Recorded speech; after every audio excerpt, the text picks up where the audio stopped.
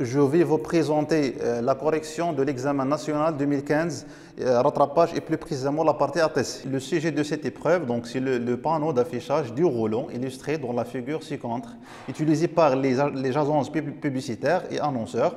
Donc, c'est un support fixé au sol qui a pour fonction de faire défiler différentes affiches publicitaires grâce à un système de rotation intérieure.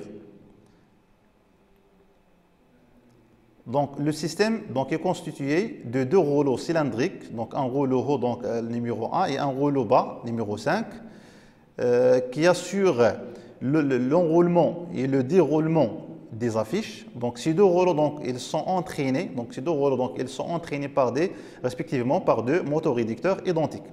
Donc, il est constitué aussi de l'éclairage des affiches, ou bien l'éclairage des affiches se fait par une dizaine de tubes fluorescents, non représentés dans cette figure, installés à l'intérieur du panneau. Donc la commande de l'éclairage est automatique et en fonction du niveau de la luminosité détectée par un capteur de lumière à base d'une résistance LDR. Donc les affiches, elles sont attachées les unes aux autres par un relieur. Donc le système est alimenté par une tension de 240 volts, 50 Hz, monophasé et protégé par un disjoncteur différentiel. Donc l'ensemble de ce système, il est géré par un automate programmable. Donc passons maintenant à la tâche 1, l'étude de la gestion des défilements des affiches. Donc le graphe 7 du point de vue système est donné ci-dessous. Donc il traduit la gestion de défilement des affiches. Donc la première question, compléter le graphe 7 de point de vue API. Compléter le graphe 7 de point de vue API. Donc pour compléter ce graphe 7, tout simplement, il suffit de voir les actions, et les étapes déjà remplies dans le graphe 7 de point de vue API et de faire le similaire pour les autres actions et étapes. Par exemple, de l'étape 2, donc on a la temporisation d'exposition. Si on voit sur le graphe 7 point de vue API, on va trouver TEXP. De la même façon, de l'étape 6, on va trouver la même action. Donc, tout simplement, on remplit l'action associée à l'étape 6 par TEXP.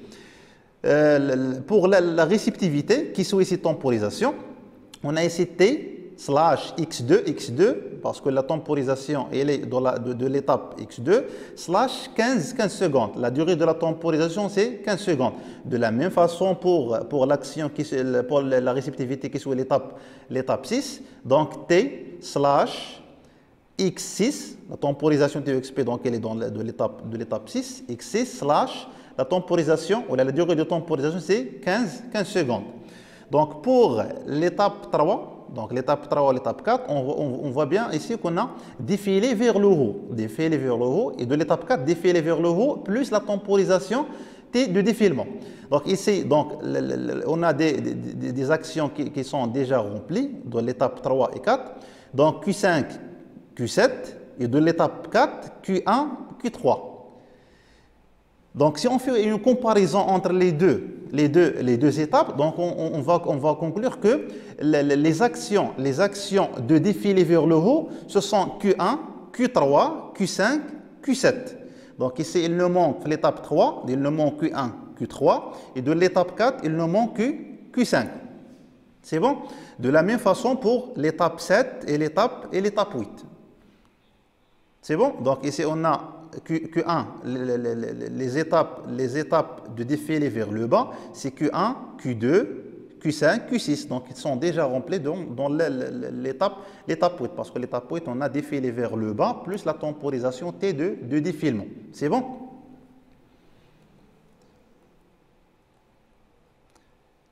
Donc, passons maintenant à la tâche 2, donc l'étude de la gestion d'éclairage. Donc, le circuit de détection du niveau de la lumière est constitué par un ensemble des éléments, donc y compris un capteur de lumière photorésistance LDR qui est représenté par la résistance R0, aussi donc d'un circuit de conditionnement, donc un filtre passif plus un trigger de Schmitt. Enfin, on a un adaptateur de signal, donc qui est le transistor, avec des résistances bien sûr. Donc, commençons par le capteur de lumière. Donc, on admet qu'au moment du coucher de soleil, l'éclairement est de 400 lux. Donc, on peut exploiter cette donnée, donc 400 lux, dans cette figure. Donc, on voit bien l'éclairement en lux. Ici, la résistance R0. Donc, pour 400 lux, donc on a la résistance R0 égale 2 kΩ. Pour 400 lux, on a la résistance R0 égale 2 kΩ. Donc, la première question, calculer la valeur de la résistance R1. Calculer la valeur de la résistance R1 pour que V0 soit égal à 6,11 au moment du coucher de soleil.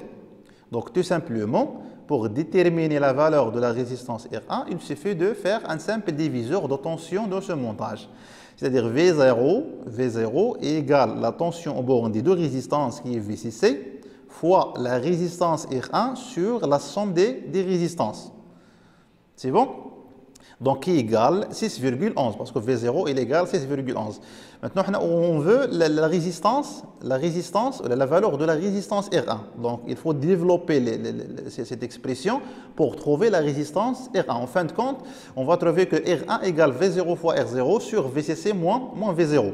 Donc, V0, la valeur de V0, c'est 6,11. La valeur de R0, donc, elle est l'équivalent à 400 lux, c'est-à-dire 2 kΩ.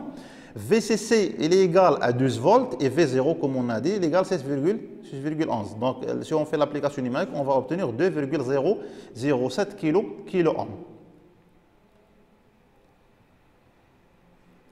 Donc, B, donc dimensionnement du filtre. Donc, l'objectif est de dimensionner ce filtre de manière à atténuer tout signal de la fréquence supérieure à quelques Hertz. Donc, on utilise ici un filtre passe-bas, donc un filtre passif passe-bas. Donc, la première, bien sûr, avec la résistance R égale 16 kΩ. La question 2, mettre l'expression de la fonction de transfert sur la forme suivante, c'est-à-dire V1 sur V0. On va la mettre sur la forme suivante. Et on va déduire l'expression de ω0.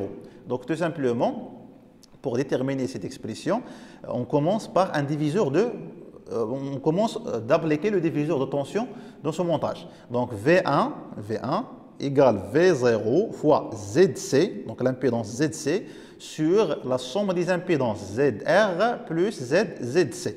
C'est bon, on remplace ZC par son expression. On remplace ZC par son expression qui est égale 1 sur JC oméga et ZR qui est égale la résistance R. C'est bon, donc on va obtenir V1 sur V0 égale 1 sur JC oméga, la 1 sur JC oméga plus R. Développe les calculs, donc on va trouver 1 sur, donc T c'est V1 sur V0 qui est égal à 1 sur 1 plus GRC oméga. Pour déterminer ω0, donc on va faire l'égalité entre la fonction donnée et la fonction obtenue.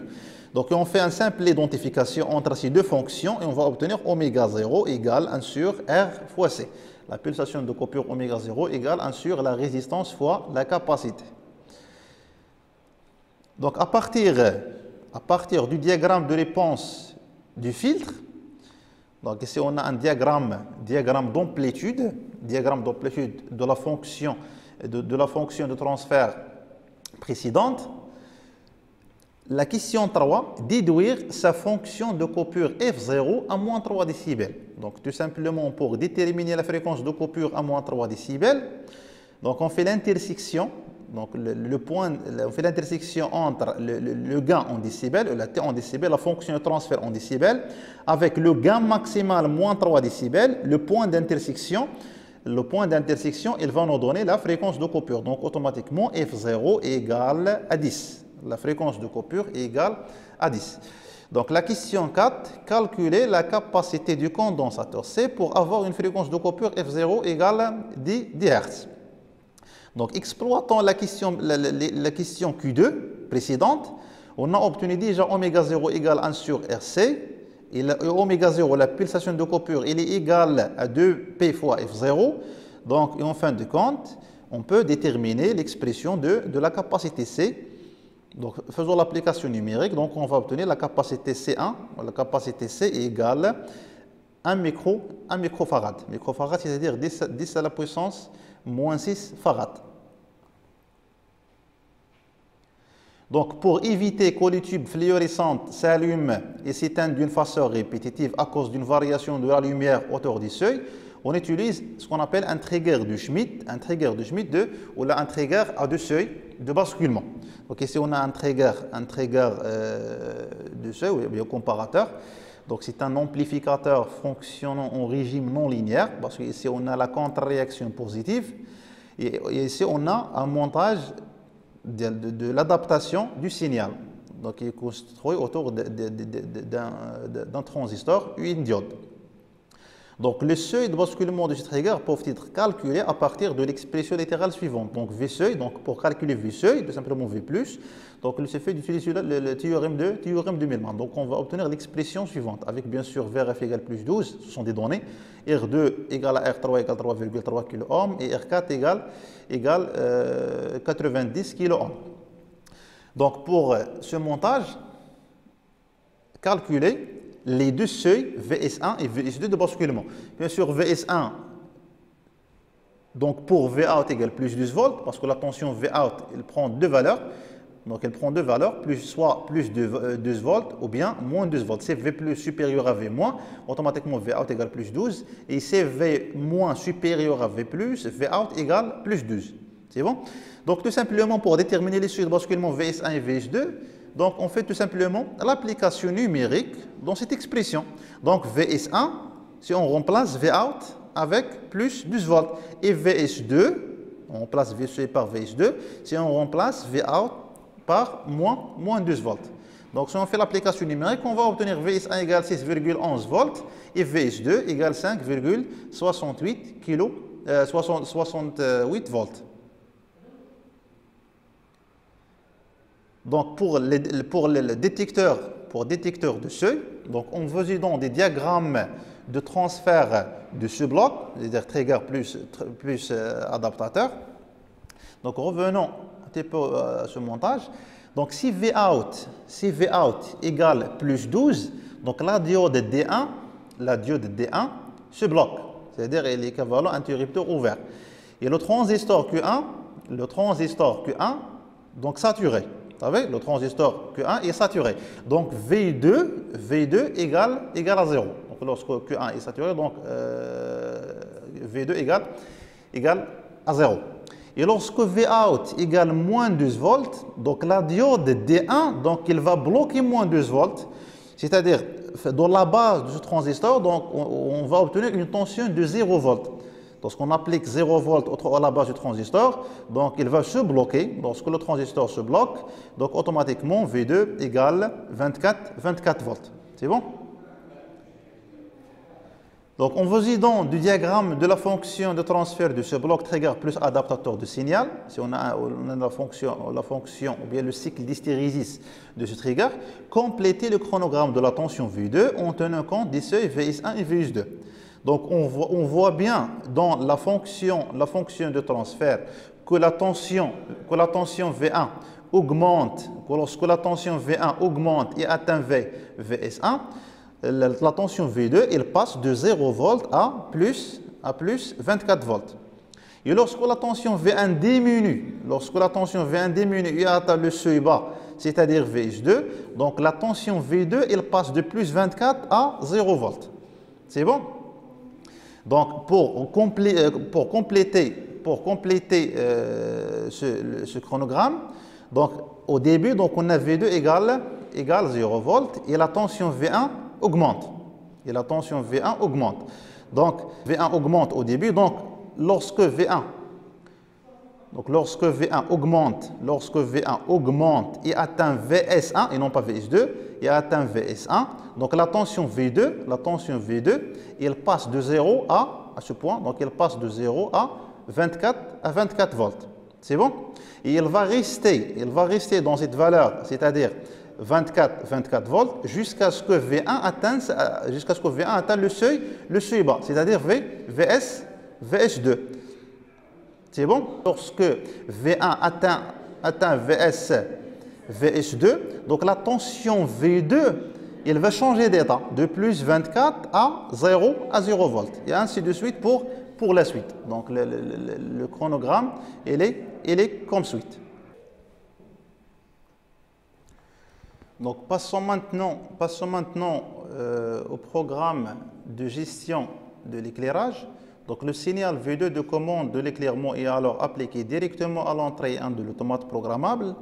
Donc on donne le graphe 7 du point de vue partie commande de la gestion d'éclairage. On demande de compléter le programme au langage ladder de la gestion de l'éclairage. Donc on va compléter le programme ladder correspond à ce graphe 7. Donc le programme à compléter est comme suite. Donc pour déterminer l'expression SM, l'expression de SM3, c'est-à-dire la condition d'activation de l'étape 3, tout simplement, on a déjà dit que l'équation d'activation d'une étape, c'est l'étape précédente fois la réceptivité précédente. Et l'équation de désactivation d'une étape, c'est l'étape suivante. Donc pour déterminer l'équation d'activation de l'étape 3, donc c'est la réceptivité précédente, I en barre fois T slash X2 slash 30 secondes, fois l'étape précédente M2. C'est bon? Et pour la condition, l'équation d'activation de l'étape 3, c'est l'étape suivante. L'étape suivante, c'est M1. Donc elle est déjà remplie. Et pour l'action TT1, donc on voit bien que la temporisation T donc, se trouve dans l'action ou bien dans l'étape 2. C'est-à-dire l'équation de cette action est M2. De la même façon pour Q4, donc l'action Q4, elle se trouve dans l'action ou bien de l'étape 3. Donc l'équation de Q4, c'est M3. Donc ici, on utilise les contacts ladder. Parce qu'on a une autre possibilité, c'est les contacts électriques. Merci pour votre attention et on vous donne rendez-vous dans un autre sujet d'examen, Inch'Allah.